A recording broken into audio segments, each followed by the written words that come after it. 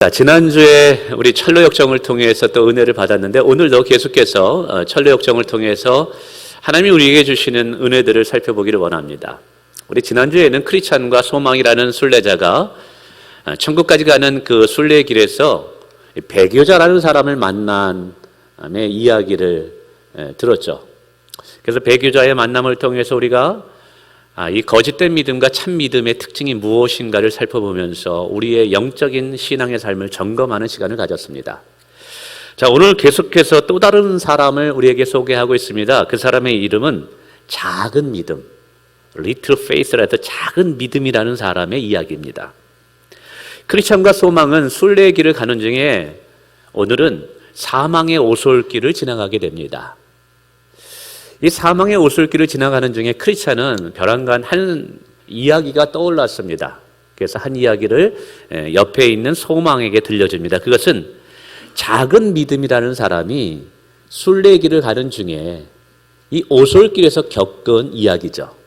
이 작은 믿음도 사실은 성실이라는 마을의 출신으로서 성품이 굉장히 착한 사람입니다. 천국이 있다라는 것을 깨닫고 천국을 향해서 순례의 길을 가는 중에 이 작은 믿음도 오솔길, 사망의 오솔길을 지나가게 되죠. 근데 이곳이 사망의 오솔길이라는 이름이 붙어진 이유는 주변에 수시로 강도와 살인자들이 출몰해서 지나가는 순례자들을 위협하고 돈을 빼앗고 생명의 위협을 가하기 때문에 사망의 오솔길이라는 이름이 붙었습니다. 적은 믿음 씨도 이 오솔길을 지나가다가 근데 너무 피곤한 거예요. 그래서 잠시 쉬었다 가야 되겠다. 근데 사실은 여기서 쉬면 안 되거든요. 근데 이 사망의 오솔길에서 잠시 쉼을 가지게 됩니다. 근데 너무 피곤하다가 그만 앉아 있다가 그 자리에서 잠을 자고 만 거예요.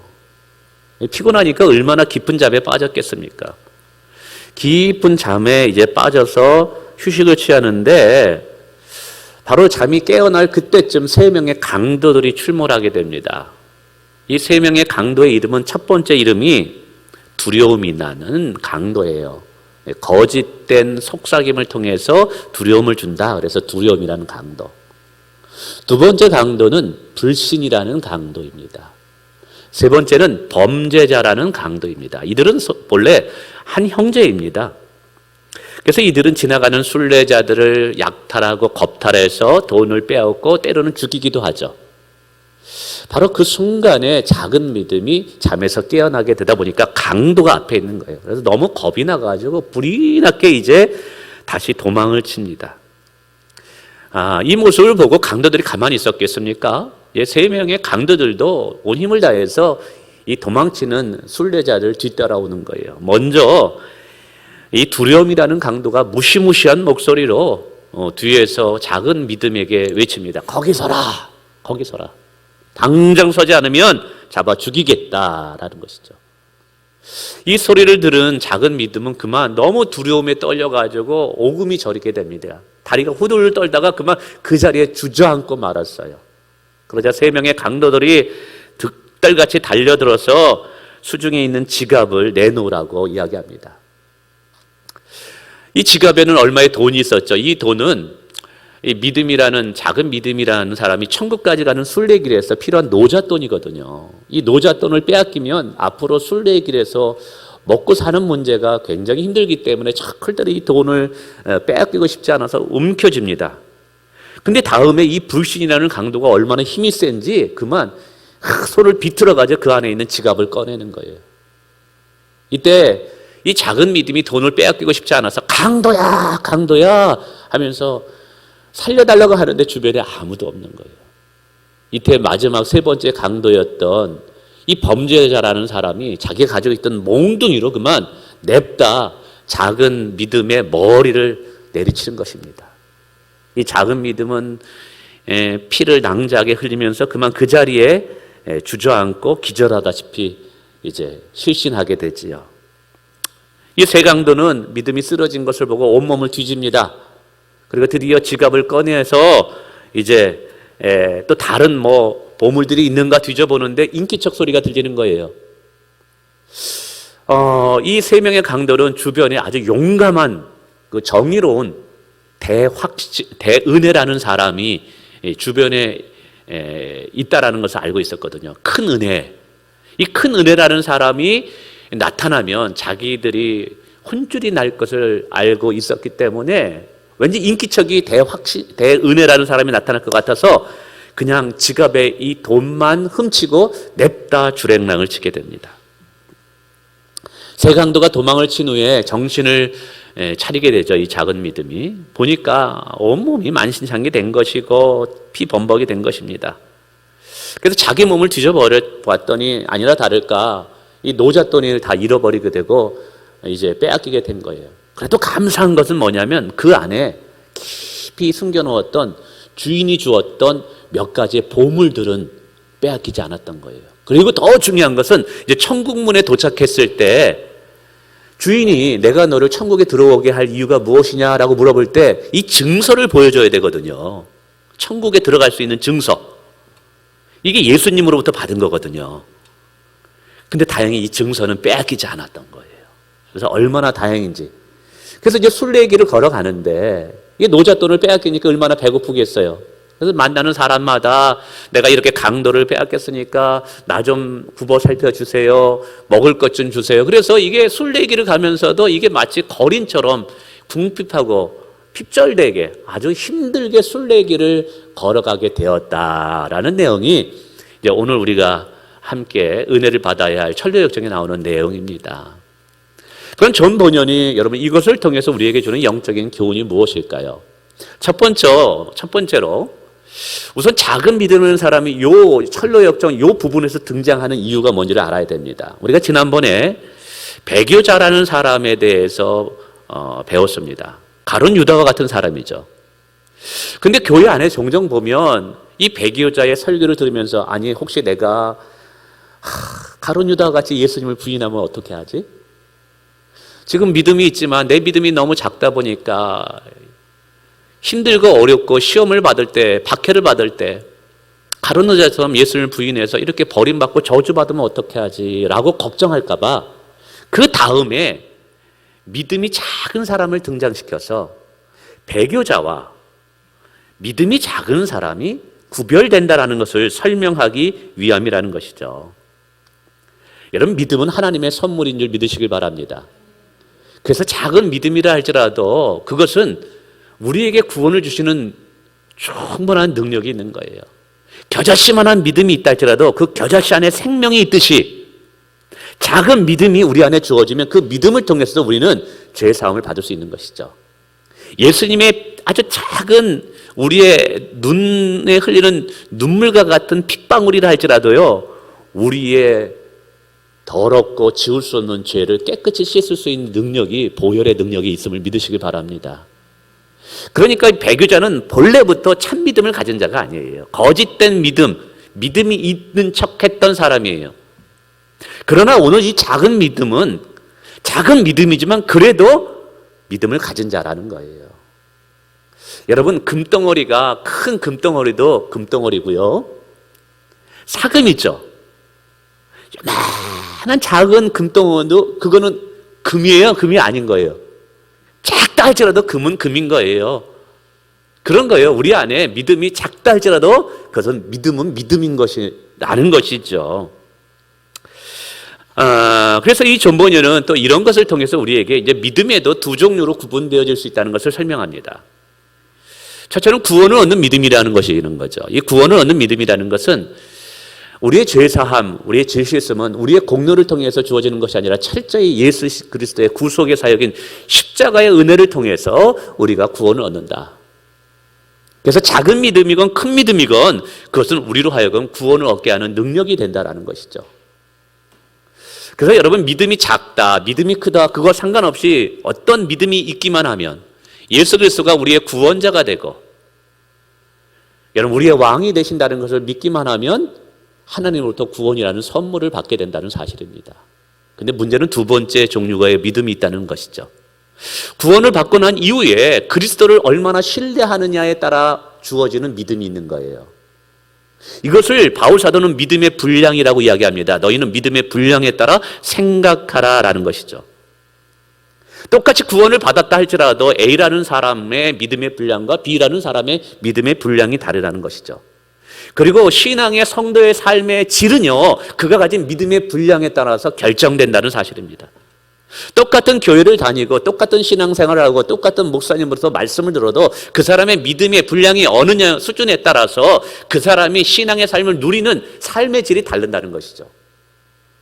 그래서 종종 제가 말씀을 공부시킬 때 이 믿음이라는 것은 하나님의 은혜에 연결된, 구원이라는 은혜에 연결된 파이프와 같다라고 설명을 드렸습니다. 예전에 제가 부목사였을 때 사택에서 살았는데, 이 사택에서 사는데 이 아침마다 이 물이 안 나와서 얼마나 고생했는지 몰라요. 물이 촤촤촤 나옵니다. 그래서 제 아내도 교사여서 아침 일찍 학교를 가야 되는데 이 샤워를 해야 되는데 물이 안 나오는 거예요. 그래서 부엌에서 밥을 하느라고 물을 틀어보면은 여러분 어디야, 샤워실에서 물이 안 나오는 거예요. 그래서 주인한테 물어봐가지고 이거 좀 고쳐달라고 해봐가지고 뜯어봤더니 오래돼가지고 파이프가 녹이 슬어가지고 꽉 막힌 거예요.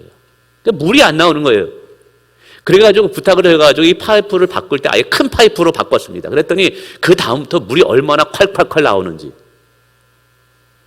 그러니까 우리의 믿음은 파이프와 같아요. 하나님과 예수 그리스도에 연결된 파이프. 어떤 사람은 죄로 말미암아 그 안이 녹슬어가지고 물이 나오는 물줄기가 다 막혀버려 있는 거예요. 믿음의 분량이 작다 보니까 물이 적게 나오니까 그저 갈증을 해결할 정도만 은혜를 받고 누리면서 살아요. 근데 파이프가 큰 사람이 있어요.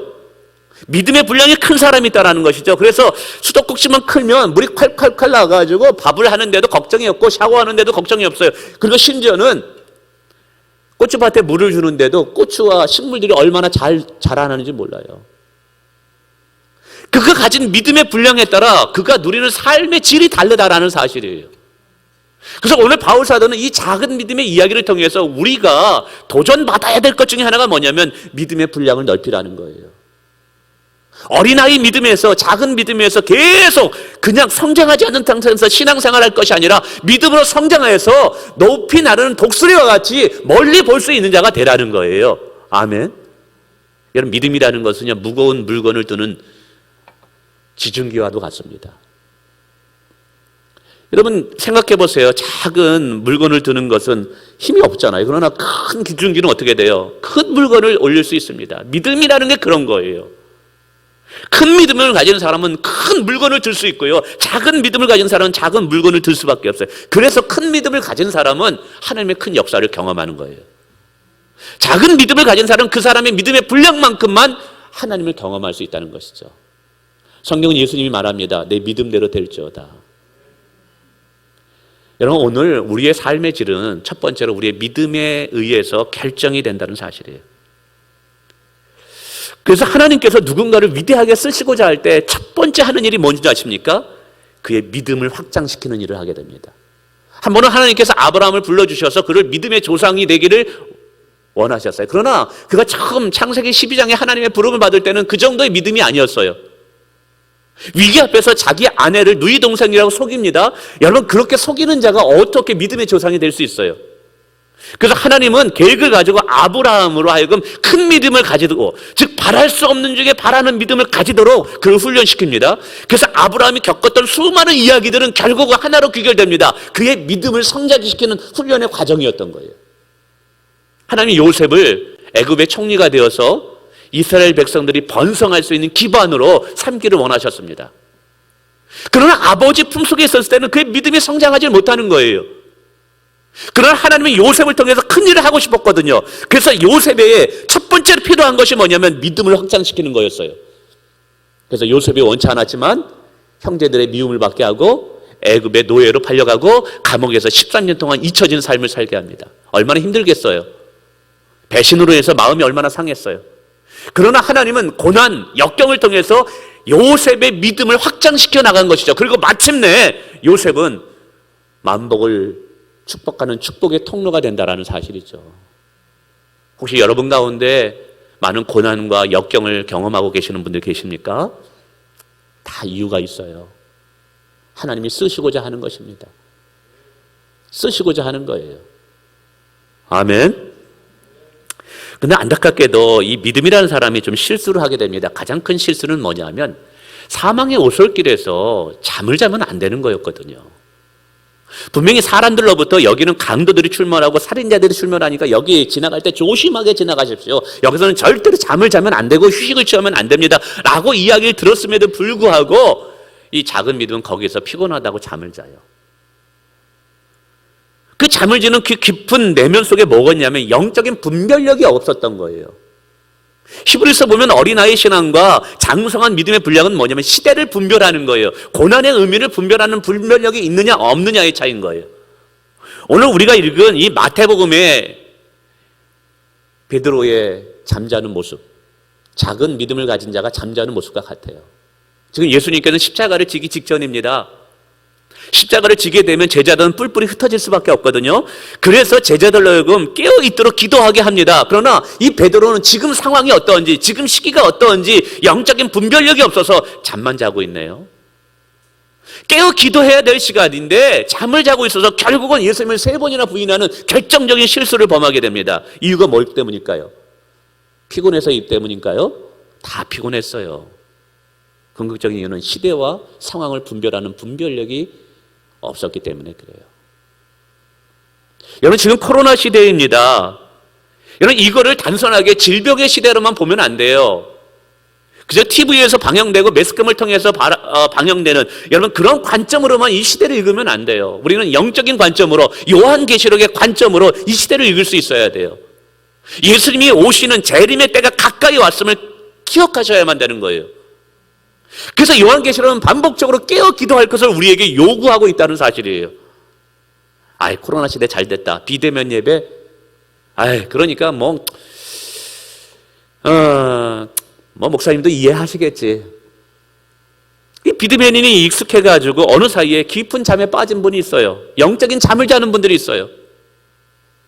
여러분, 주일이 무엇입니까? 하나님의 날이에요.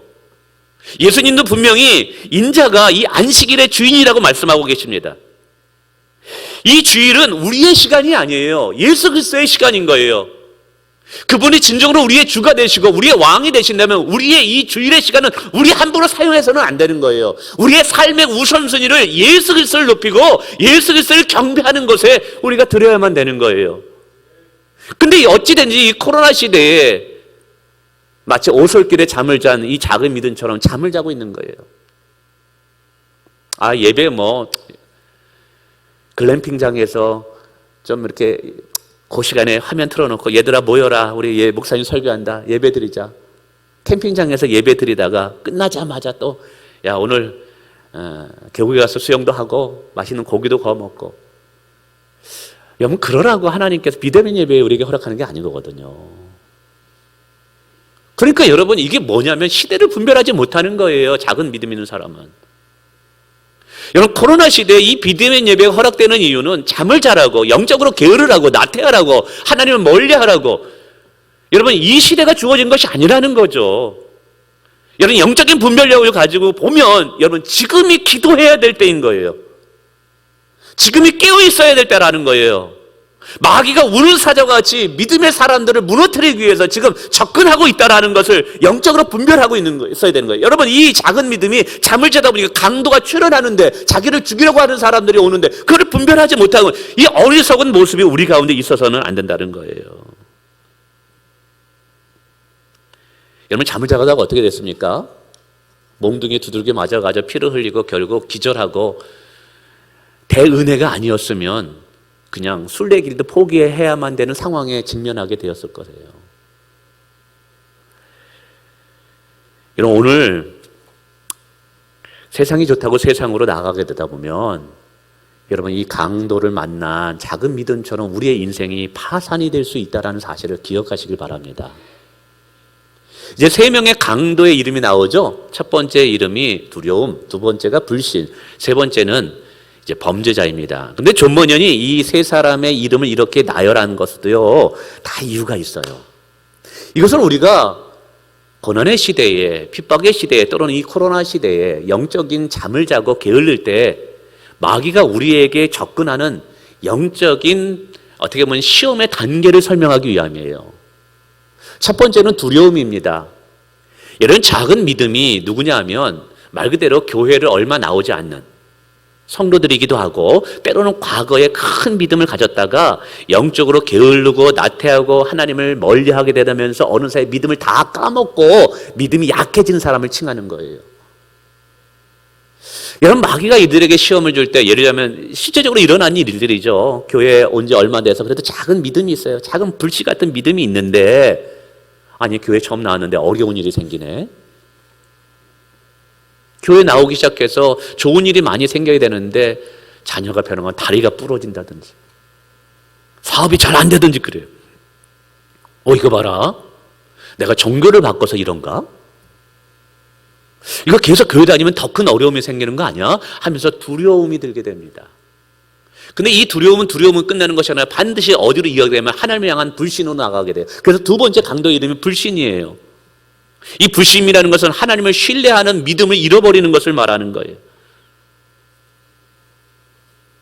교회 나오기 시작했는데 기도를 하는데 병이 고침받지 않는 거예요.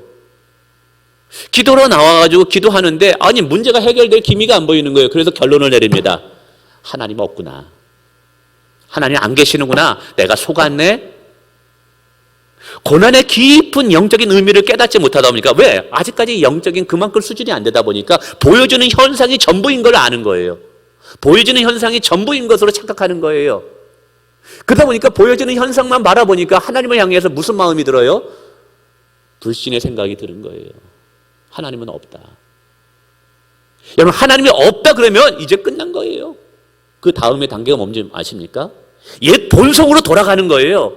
그래서 다시 우상을 숭배하고, 다시 점집에 가고, 돼지머리 앞에 다시 절하고, 본성을 따라서 타락된 삶을 살아가는 거예요. 하나님이 없다 그러니까 두려움이 없는 거예요. 그게 그래서 세 번째 강도가 뭐냐면 범죄인 거예요. 죄를 범하는 것. 여러분, 오늘 우리는 그렇게 되면 안 되는 거예요. 그렇게 됐을 때 마지막이 뭐예요? 여러분, 피를 흘리면서 결국 쓰러지는 인생의 파멸. 그렇게 한없이 하나님이 없다고 세상으로 나가게 되면 후회와 눈물과 고통만이 주어지게 된다는 것이죠. 그럼에도 불구하고 하나님의 은혜가 뭐냐 하면, 이 가룟 유다와 같이 배교자는 하나님이 그냥 내버려 두셔요. 로마서 1장에 보면 하나님의 심판의 방법이 내버려 두시더라, 내버려 두시더라, 내버려 두시더라는 거예요. 내가 그렇게 나쁜 짓을 하고 하나님을 멀리 하는데도 내가 평안하면, 여러분, 이거 정말 위험한 거예요. 이렇게 마지막 영적 파산 직전에 이렇게 떨어졌을 때, 그래도 하나님은 하나님의 선택한 백성들을 구원하기 위해서 대은혜라는 사람을 보내주죠. 그래서 강도들을 내어 쫓게 함으로 간신히 구원을 받게 됩니다. 근데 문제는 뭐냐면 이미 돈을 다 빼앗겨졌어요. 그래서 나머지 순례길을 여러분 복되게 감사와 평안으로 살아가지 못하고 힘들고 버겁게 신앙생활을 하고 있다는 거예요. 여러분, 교회 안에서도 보십시오.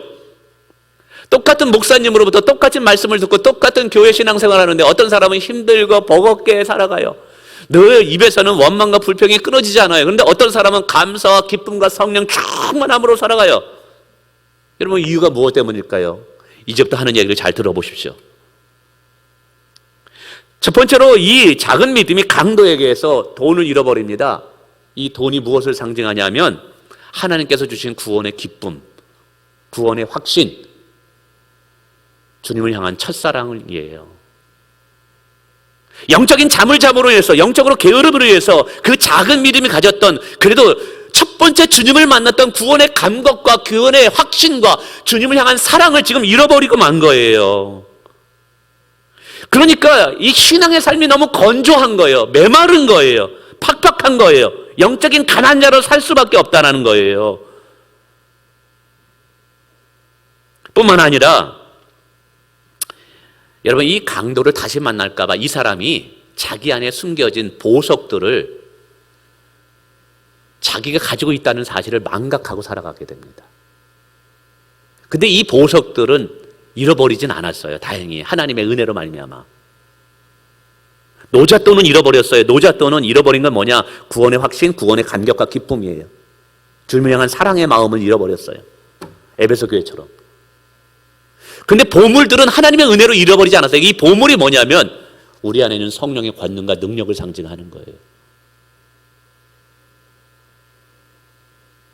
그러니까 믿음의 삶을 살아가는 적은 믿음과 큰 믿음의 또 다른 특징은 뭐냐 하면 내 안에 성령의 권능과 능력을 있는지조차도 모르고 망각하면서 그걸 활용하지 못하면서 그저 버겁게 살아가는 인생이 있다는 거예요. 그게 뭐냐면 작은 믿음과 같은 어리석은 자예요. 근데 크리스찬과 소망과 같이 큰 믿음을 가진 자는 내 안에 부활의 권능이신 성령이 있다는 것을 깨닫고 그 권능과 능력에 사로잡혀서 신앙의 삶을 살아간다는 거예요. 오늘 여러분은 어떻습니까? 이 어리석은 작은 믿음과 같이 영적으로 게으르고 영적으로 잠을잠으로 인해서 내 안에 하나님의 영인 성령이 거하시는 것조차도 잃어버리고, 여러분 성령님이 누구십니까? 십자가에서 죽으신 예수 그리스도를 다시 사시신 부활의 권능자예요. 죽은 자를 살리신 분이 성령님이에요. 성경은 분명히 말합니다. 그 놀라운 위대하신 성령님이 내 안에 계시다면 여러분 우리의 삶이 어떻게 안 바뀔 수 있겠느냐 이 말이에요. 그 성령님이 내 안에 계시는데 어떤 절망 가운데도 우리는 소망으로 살아갈 수 있는 거예요. 부활의 능력으로 오늘 우리를 살아갈 수 있는 힘이 우리 안에 주어진 거예요. 여러분 이것을 우리가 누리면서 살아가야 되는 거예요. 이게 큰 믿음을 가진 자들의 특징인 거예요. 근데 이 작은 믿음은 안타깝게도 내 안에 성령의 권능이 있는지조차도 잃어버리고 그냥 살아가게 돼요.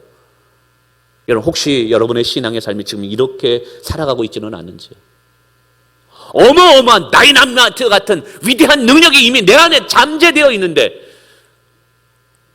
두려움 때문에, 영적인 게으름 때문에 이걸 발휘하지 못한다면 얼마나 안타까워할까요? 주님께서. 여러분 좋은 군사와 어리석은 군사의 특징 중에 하나는요, 다른 점은 뭐냐면 내게 주어진 무기를 얼마나 잘 활용하느냐에 있습니다. 좋은 군사는 여러분 그 무기의 장점과 단점을 정확히 파악하고 여러분 적군이 몰려올 때 이 무기를 잘 활용해서 여러분 적군을 물리칩니다. 근데 어리석은 군사는요, 아무리 비싼 최고의 명품 총이 주어진다 할지라도 이걸 어떻게 사용할 줄 모르는 거예요. 그 적군이 오는데 어떻게 쏠 줄 몰라가지고요, 결국은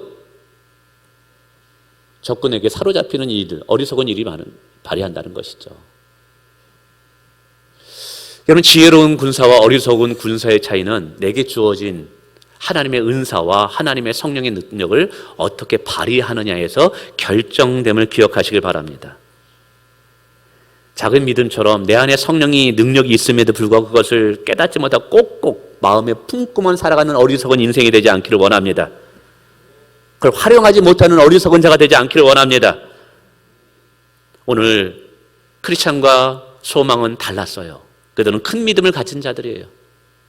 그래서 그 안에 성령의 권능과 능력을 사용해서 여러분 믿음의 삶을, 신앙의 삶을 살아가고 있다는 것이죠. 여러분 어차피 우리는 끝까지 천국 갑니다. 믿음을 가졌기 때문에 그것이 큰 믿음이건 작은 믿음이건 우리는 순례의 길을 끝까지 갈 수밖에 없습니다.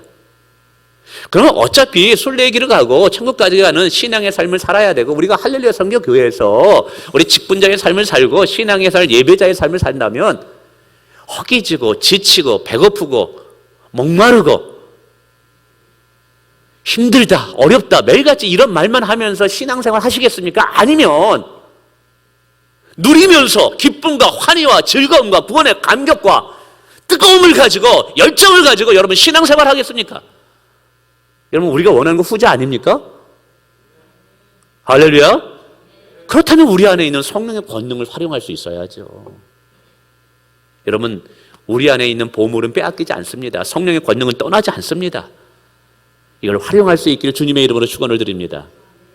그래서 마지막으로 이 크리스찬과 소망은 이 오솔길을 지나가면서 그 이야기를 마치면서 우리가 어리석은 작은 믿음과 같이 되지 않기 위해서 우리가 두 가지를 우리가 스스로 행하는 자가 됩시다라고 스스로에게 권면하면서 결단을 합니다. 그것이 뭐냐면 첫 번째가 영적 무장을 잘하자. 영적 무장을 잘하자. 우리가 아무리 그리스도인 성도라 할지라도 영적 무장을 하지 않으면요, 마귀는 우리를 우습게 여깁니다. 우리를 두려워하지 않습니다. 그러나 우리가 영적으로 깨어 무장을 하게 되면 여러분 사단 마귀는 한 길로 왔다 7길로 떠나가는 줄 믿으시길 바랍니다. 특별히 믿음의 방패를 잘 준비하자고 이야기합니다. 믿음의 방패를 준비할 때 사단 마귀가 여러 가지 말로 시험을 하고 여러 가지 속삭임으로 우리를 무너뜨린다 할지라도 여러분 믿음의 방패로 다 막을 수 있음을 믿으시길 바랍니다. 여러분, 우리가 교회 건축할 때 사단 마귀는 우리를 여러 가지로 막 흔들어 놓을 거예요.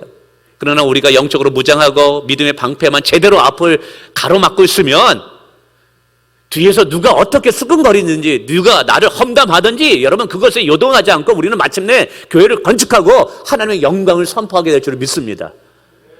여러분, 두 번째는요, 하나님이 함께 하시도록 늘 깨어 기도한 거예요. 야, 우리가 이 대은혜가 이 작은 믿음을 살렸네. 우리가 순례의 길을 걸어가는 중에 승리하는 방법은 하나님의 은혜 아니면 안 돼. 하나님의 은혜 중에 가장 큰 은혜는 임마누엘 하나님의 축복이에요. 하나님이 함께 하시는. 그래서 늘 이 사람들은 하나님이 함께 하는가 늘 점검하고 하나님과 동행하는가를 다시 한번 확인하면서 하나님께 하나님 나와 동행해 주세요라는 기도를 하자고 결단합니다. 서로가. 여러분, 다윗도 보세요. 사망의 음침한 골짜기를 지날지라도 두려워하지 않고 그가 해를 받지 않았던 이유는 단 하나예요. 하나님이 함께하는 기도를 했기 때문에 그래요. 주의 지팡이와 막대기가 나를 안위하시나이다. 우리가 길을 잃어버린 것 같다 할지라도, 깜깜한 여러분 터널을 지나는 것 같다 할지라도 하나님이 함께 하시면 문제 없습니다. 모세가 이스라엘 백성들을 이끌어 갔을 때 이스라엘 백성들이 우상을 숭배해가지고 하나님이 내가 너희와 함께 가지 않겠다 그러니까 모세가 뭐라고 기도합니까? 하나님이 함께 하지만 나는 한 걸음도 올라갈 수 없습니다. 이 말은 뭐예요? 천만인이 나를 둘러친다 할지라도, 천만인이 나의 도움이 되는 군사가 있다 할지라도 하나님이 함께 하지 않는다면 내게 주어진 천만인의 군사도 지푸라기에 지나지 않다는 거예요. 그러나 기도원의 300용사처럼 적은 무리라 할지라도, 전쟁을 경험해보지 못한 사람이라 할지라도 하나님이 함께 하시면 한 사람이 천만인을 대적하는 용사가 될 수 있다는 거예요. 오늘 우리의 인생의 순례길에서 승리의 관건은 우리의 지혜와 능력에 있는 것이 아닙니다. 우리가 복된 삶을 살고 하나님 앞에 축복받고 쓰임받고 능력 있는 삶의 비결은요, 우리에게 있는 것이 아닙니다. 하나님이 우리와 동행하느냐에 의해서 결정되는 줄 믿으시길 바랍니다. 그래서 늘 기도해야 됩니다. 하나님 나와 함께 해주세요. 우리 자녀와 함께 해주세요. 우리 교회와 함께 해주세요. 여러분, 우리의 승리는 하나님과 동행함에 의해서 결정됩니다. 여러분, 말씀을 맺습니다. 오늘 우리 교회도 건축을 앞두고 있습니다. 하나님이 함께 해주지 않는다면 아무리 재정이 튼튼하다 할지라도 모래에 의해는 성과 같이 무너질 것입니다. 여러분, 교회 건축, 저도 정말 하나님 앞에 이 교회 부름 받을 때부터 교회 건축하고 싶다고 하나님 앞에 정말 땡깡도 쓰고 속으로 얼마나 기도했는지 몰라요. 금요일에 말씀드린 것처럼 오고야 말았습니다. 정말 오고야 말았습니다. 기도 응답받아서 건축할 날이 오고야 말았습니다. 그래서 요즘은 굉장히 설렙니다. 어제도 굉장히 그것만 생각하면 잠을 설레게 합니다. 여러분, 한국에 60만 명 정도의 목회자가 있다고 합니다. 그 중에 교회를 건축하는 축복을 받는 목사님들이 몇 명이나 되는 줄 아십니까? 1%도 안 됩니다. 여러분 인생의 교회를 건축하는 일에 동참할 수 있는 기회가 얼마나 있겠습니까? 교회 전을 건축하는 것은 일생에 있을까 말까 하는 일이에요. 그런데 하나님께서 재정도 우리에게 어느 정도 다 허락하셔서 그것을 가능하게 하셨어요. 이게 얼마나 큰 은혜입니까? 얼마나 큰 감사입니까? 더 아름답고 멋진 곳에서 이제 이 교회가 40년이 됐기 때문에 많이 노후했습니다. 그래서 앞으로 40년을 내다보면서 하나님께서 더 좋은 환경에, 더 좋은 위치에 다음 세대를 위해서 우리에게 더 큰 축복의 선물을 우리에게 허락해 주셨습니다. 그러나 이것이 아무리 계획이 멋지다 할지라도 하나님이 함께 하지 않는다면요, 우리 여러분 사기꾼에 의해서 사기당하고 막 이럽니다. 그러나 하나님이 함께 하실 때 우리는 하나님의 역사와 기적을 보게 될 줄 믿습니다.